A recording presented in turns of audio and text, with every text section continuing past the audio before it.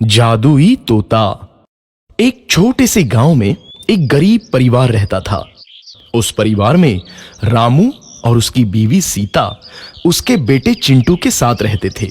उसी गांव में एक तोता भी रहता था। उसका नाम था रघु। वो किस्मत का धनी था। जहां भी जाता वहां किसी भी चीज की कमी नहीं पड़ती थी। एक दिन रघु उड़ते उड़ते उस गरीब परिवार के घर गया। रघु सोचता है, अरे वाह, लगता है यहाँ आज बहुत अच्छा खाना मिलेगा। मैं पेट भर के खाऊंगा। वो एक कटोरी में रखे अमरूद देखता है। अरे वाह, अमरूद, मुझे तो ये बहुत पसंद है। मैं तो इसे पेट भर के खाऊंगा। रघु तोता अमरूद खाने ही लगता है। तभी सीता रघु को अमरूद खाते देखती है तो गुस्सा हो जाती है और उसे वहां से भगा देती है। भाग यहाँ से, न जाने कहां से आ जाते हैं। मैं तो परेशान हो गई हूं इनसे। सीता के भगाने के बाद रघु चुपचाप से एक कोने में रहता है। धीरे धीरे उस परिवार की बरकत होने लगती है। एक दिन रामू और सीता खाना खाते वक्त बातें करते हैं। आजकल हमारी बहुत तरक्की हो रही है, काम भी अच्छा चल रहा है। रामू कहता है। इस पर सीता कहती है, सच कहा, भगवान हमेशा ऐसे ही हम पर मेहरबान रहे। बेटा चिंटू भी कहता है, पिताजी, मुझे खिलौना लेके दो ना, मेरे सभी दोस्तों के पास है। रामू कहता है, ठीक है, जरूर लाऊंगा। सीता कहती है, कितने खुश है सब, मेरे परिवार को किसी की नजर ना लगे। एक तरफ ऐसी बातें होती हैं तो दूसरी तरफ रसोई में रघु तोता भी अमरूद खाते रहता है। मजा आया, अमरूद खाया, मजा आया, अमरूद खाया, मजा आया।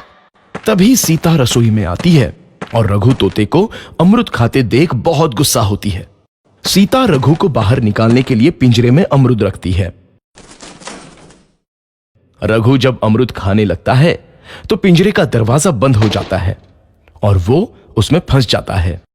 मुझे बाहर निकालो, मैं यहाँ फंस गया हूँ, मुझे बचाओ। अगले दिन सीता पिंजरा उठाकर बाहर दूर उस रघु को छोड़ देती है। रघु के जाते ही उनके घर आई बरकत धीरे धीरे कम हो जाती है। उन्हें बहुत घाटा होता है। सीता कहती है, ये क्या हो रहा है, अचानक इतना कैसे बदल गया? अभी तक तो सब कुछ अच्छा चल रहा था। रामू कहता है, लगता है भगवान हम पर रूठ गए हैं। चिंटू भी कहता है, लगता है अब मुझे खिलौने भी नहीं मिलेंगे। और वो रोने लगता है और बाहर चला जाता है। कुछ दिन बाद रघु तोता फिर से उस घर में आता है। वापस आया, मैं वापस आया, अब मैं जमकर अमरूद खाऊंगा। रघु सीधा रसोई घर में चला जाता है और अमरूद खाने लगता है।